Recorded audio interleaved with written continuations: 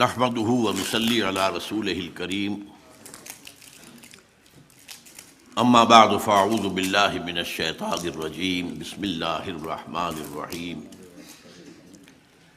يا ايها الانسان ما غرك بربك الكريم الذي خلقك فسواك فعدلك في اي صورة ما شاء ركبك کلا بل تکذبون بالدین صدق اللہ العظیم رب اشرح لی صدری ویسر لی امری واحلل عقدۃ من لسانی یفقہوا قولی۔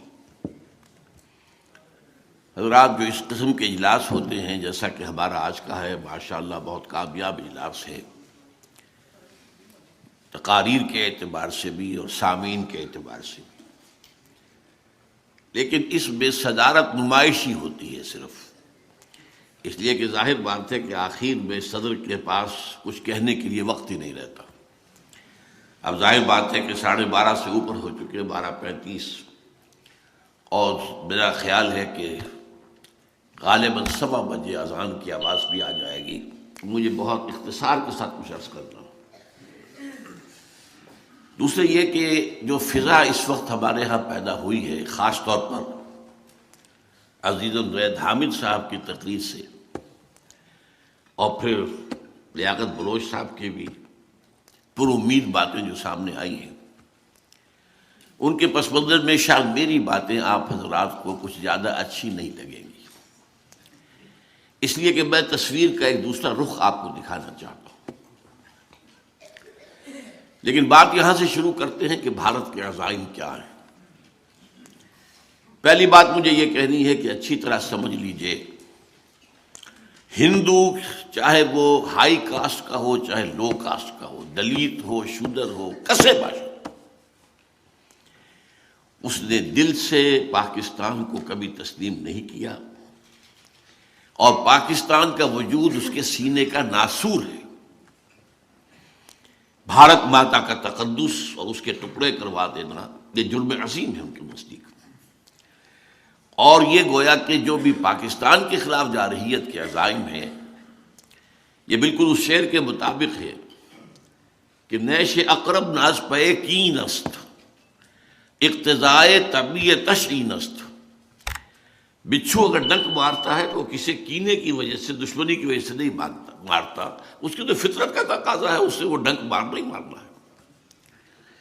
اب اس کو ذرا یاد کیجئے، اگرچہ نہرو اور پٹیل نے پاکستان کے قیام کو منظور کر لیا تھا، گاندھی سے ڈرتے تھے اور ماؤنٹ بیٹن سے کہا تھا جاؤ تم باپو کو تم راضی کرو، ہماری جرأت نہیں ہے کہ جا کر باپو سے کہہ سکیں کہ ہم تقسیم مانتے ہیں۔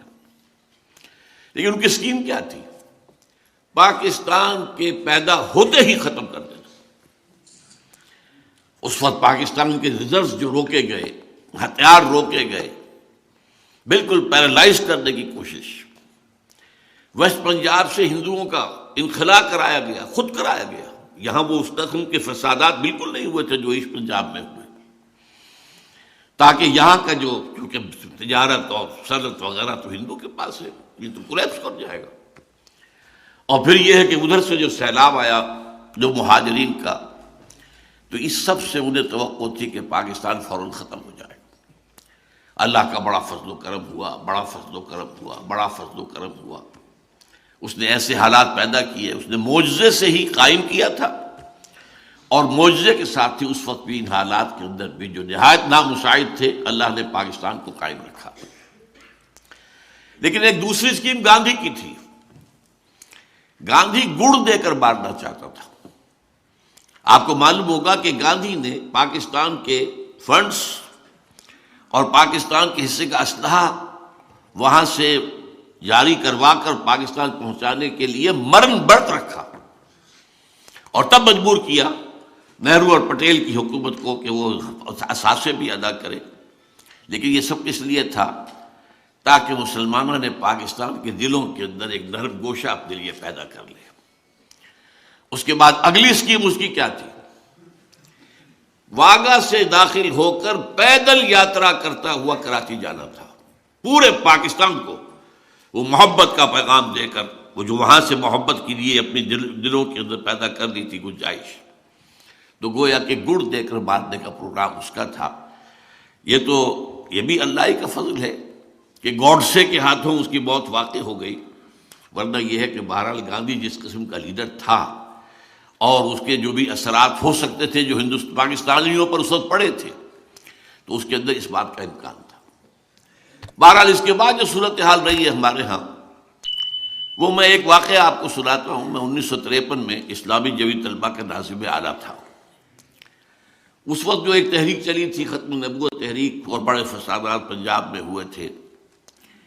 اس زمانے میں خواجہ ناظم الدین وزیر اعظم تھے، وہ یہاں آئے تھے دورے پر، تو میں جمعیت کا ایک وفد لے کر ان سے ملا گورنر ہاؤس میں۔ پہلے تو کچھ موجودہ حالات ملکی پر بات ہوئی، پھر میں نے ان سے کہا جناب یہ میڈو کس بلا کا نام ہے؟ یہ جو آپ ڈیفنس پیکٹ کر رہے ہیں، کن چیزوں میں آپ پاکستان کو باندھ کر جانا چاہتے ہیں؟ مجھے اب بھی ان کا چہرہ بھی یاد ہے پوری طرح، اس کی شرافت۔ کہ دیکھیے یہ آپ لوگوں کی بات نہیں ہے، یہ آپ طالب علم ہے، آپ کا یہ کام نہیں ہے۔ میں ذرا شوخ تھا ابتدا ہی سے، میں نے کہا جناب آپ ہمیں باندھ کر چلتے بنیں گے، ملک تو ہم نے سنبھالنا ہے، تو ہمیں بتائیے۔ اچھا ایک جملے میں اچھا، اور دو جملے میں آپ کو سنا رہا ہوں۔ دیکھیے پنڈت جی تو نہیں چاہتے نا کہ پاکستان رہے، پنڈت جی، پنڈت نہرو، اور دیکھیے ہم اکیلے تو ان کا مقابلہ نہیں کر سکتے نا۔ سورہ کبریٰ سے نتیجہ نکال لیجیے، دو جملوں میں پوری پالیسی تھی اور پوری سادگی سے انہوں نے بیان کر دی۔ وہ ہماری مجبوری تھی کہ ہم امریکہ کی گھڑے کی مچھلی، اور ظاہر بات ہے اس وقت امریکہ کو ضرورت تھی، کنٹینمنٹ آف USSR کی پالیسی تھی۔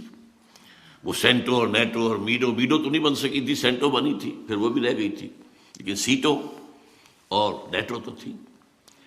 اب ہمارے ساتھ امریکہ کا جو رویہ رہا، امداد بھی دی، مالی امداد بھی دی، اس میں یہ ہے کہ جو ہتھیارات بھی دیے، لیکن ایک بات تو یہ نوٹ کیجئے کہ ایک تو یہ ہندو کے یہاں کے جانے سے جو متروکہ جائیداد یہاں پہ رہی ہے، ہمارے دامن اخلاق کو سب سے پہلے داغدار کرنے والی وہ دولت تھی۔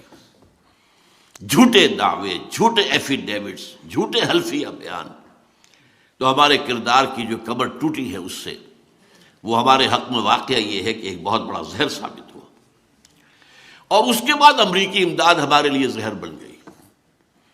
ایک آرٹیفیشل خوشحالی، ہم نے اپنی معیشت کو مضبوط نہیں کیا تھا، لیکن یہ جو کچھ آ رہا تھا اس کے بنا پر ہم بوسٹ کرتے تھے کہ ہمارا تو بہت جو ہے لیونگ سٹینڈرڈ بھارت کے مقابلے میں بہت بہتر ہے، لیکن اس ایڈ نے بھی ہمارے لیے وہ کام کیا ہے جو ایڈز کا وائرس جو ہے ایک انسان کی زندگی میں کرتا ہے۔ وہ ایڈ جو گئی ہے بیوروکریسی کے جیبوں میں گئی ہے، وہاں سے ہو کر واپس جہاں سے آئی تھی وہاں پہنچی ہے، وہاں کے بینکوں میں پہنچی ہے۔ ہمارے اخلاق کا، ہمارے کردار کا دیوالہ جو ہے اس کے نکالنے میں اس ایڈ کا بھی بہت حصہ ہے۔ پھر ہم پر پابندی کیا تھی؟ یہ ہتھیار تم بھارت کے خلاف استعمال نہیں کر سکتے، اگر ہم نے سن 65 میں استعمال کر لیا تو ہمیں سزا دے دی گئی۔ بہرحال یہ عرصہ وہ تھا کہ جو ہم امریکہ کے گھڑے کی مچھلی بن کر ہم نے زندگی گزاری ہے، لیکن ایک پوائنٹ نوٹ کیجئے کہ اس پورے عرصے کے دوران بھی امریکہ بھارت کی پیمپرنگ کرتا رہا ہے۔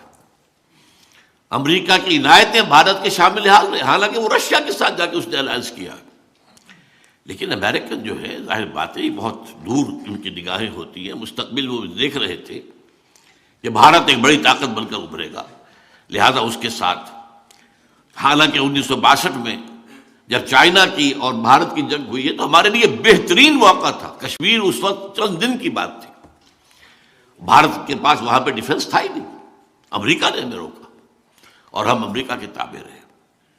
بہرحال یہ صورتحال ہے کہ جو ہماری رہی ہے، لیکن اب ایک بہت بڑی تبدیلی آ چکی ہے، عالمی حالات میں بھی، ریجنل حالات میں بھی، اندرونی حالات میں بھی۔ عالمی طور پر USSR ختم، کولڈ وار ختم، ہماری حیثیت ختم، ہماری ضرورت ختم ہے۔ یو ایس ایس آر کو آخر میں ڈسمینٹل کرانے کا کام بھی ہم سے کروا لیا، ہم نے اپنے لیے کیا۔ کوئی میں ضیاء الحق صاحب کو ہرگز بلیم نہیں کرتا، بلکہ اس کے لیے تو پروسیس تو بھٹو صاحب نے شروع کیا تھا، جب گلبدین حکمت یار اور یہ احمد شاہ مسعود وغیرہ کو بلا کر اس نے ایک مشن سپرد کیا تھا۔ بھٹو کی شروع ہوا کام تھا۔ خام خواہ ہمارے آج کل کے لوگ نامہ نگار جو ہیں وہ ضیاء الحق صاحب کو گالیاں دینے بیٹھ جاتے، اور ظاہر بات ہے کہ ضیاء الحق صاحب یہ نہ کرتے تو اس کا مطلب کیا تھا؟ رشیا تو آ گیا تھا، پھر پاکستان کہاں رکتا؟ اور اس کا تو صدیوں پرانا خواب تھا جو warm waters of the Arabian Sea تک پہنچنے کا۔ افغانستان میں جم جاتا تو پھر بلوچستان اس کی چند گھنٹے کی بات تھی۔ بہرحال وہ جو کچھ کیا، چاہے ضیاء الحق نے کیا، چاہے اسامہ ابن لادن نے کیا، یہ بھی لوگ جا کے اسی جہاد کے لیے امریکہ جو کہ جہاد اصل امریکہ جسے استعمال کر رہا تھا، انہوں نے کیا اپنے لیے۔ افغانوں نے جہاد میں جانیں دی ہیں تو اپنے لیے دی ہیں، اپنی حریت کے لیے دی، اپنی آزادی کے لیے دی۔ اسی طرح اگر عرب وہاں پر آئے ہیں، اور چاہے لانے والے اسامہ ابن لادن ہوں، اور چاہے وہ عمر عبد الرحمن ہوں، اور چاہے وہ عبداللہ ابن عزام ہوں، وہ سب بھی تو اسلام کے نام پر لا رہے تھے، اسلام کے لیے لا رہے تھے۔ جو آئے تھے، سعودی عرب کا نوجوان کاہے کے لیے یہاں آیا تھا؟ اس کے پاس کس چیز کی کمی تھی؟ وہ جو یہاں پر آ کر اس قدر پتھریلی فضا کے اندر اور اس قدر جو ہے حالات کے اندر نامساعد حالات میں آ کر انہوں نے قربانیاں دی، جانیں دی۔ بہرحال یہ مسئلہ جو تھا، لیکن صورتحال اب جو تبدیل ہو چکی ہے وہ یہ ہے کہ یو ایس ایس آر ختم، اس کی کوئی حیثیت ہی نہیں۔ ابھی میں پچھلے دنوں پڑھ رہا تھا نیوز ویک میں کہ رشیا کی اکانومی میکسیکو کی اکانومی سے بھی چھوٹی ہے اس وقت۔ میں تو حیران ہوا، میرا تو خیال تھا اس کے پاس بڑے ذخائر جو ہے تیل کے ہیں، لیکن رشین اکانومی میکسیکو کی اکانومی سے بھی چھوٹی۔ اس کا تو حال یہ ہو چکا